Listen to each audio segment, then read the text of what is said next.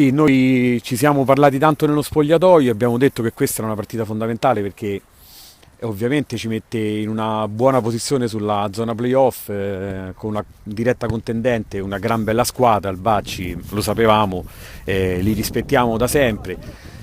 Però devo dire che forse abbiamo fatto quasi la partita perfetta perché siamo partiti bene, messi bene in campo, preparati bene sulla partita, e quindi abbiamo fatto subito i gol. Il primo bellissimo su uno schema su palla ferma, su cui avevamo, diciamo, provato, su carta, però non facendo gli allenamenti, però insomma, tanto sacrificio da parte di tutti, un po' la partita perfetta che ovviamente poi alla fine ci ha premiati.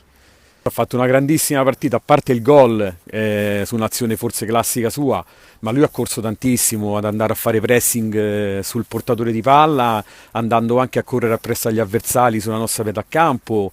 Non abbiamo fatto, come giustamente hai sottolineato tu, non abbiamo messo il pullman davanti l'area perché altrimenti non vinci una partita in questo modo.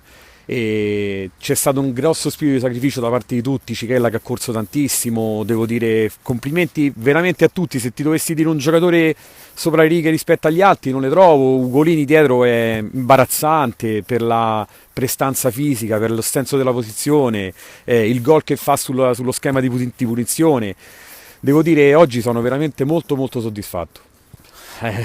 Mi piacerebbe tanto, è un sogno, noi è chiaro che puntiamo a quello, perché poi come mi dice tutte le settimane Luca Cichella, che insomma uomo d'esperienza, lui dice sempre noi arriviamo ai playoff, però ai playoff, non ti preoccupare Presidente che se gioca la partita, quindi potrebbe essere così, però adesso viviamo la giornata, pensiamo alla prossima partita che è contro il NES, che è una squadra che nonostante la classifica è una bella squadra perché è dotata di diverse individualità molto importanti. Vediamo quello che viene. Noi adesso ci siamo messi in una posizione importante e la dobbiamo mantenere con le unghie e con i denti. Complimenti, in bocca al lupo al presidente Michele Villani.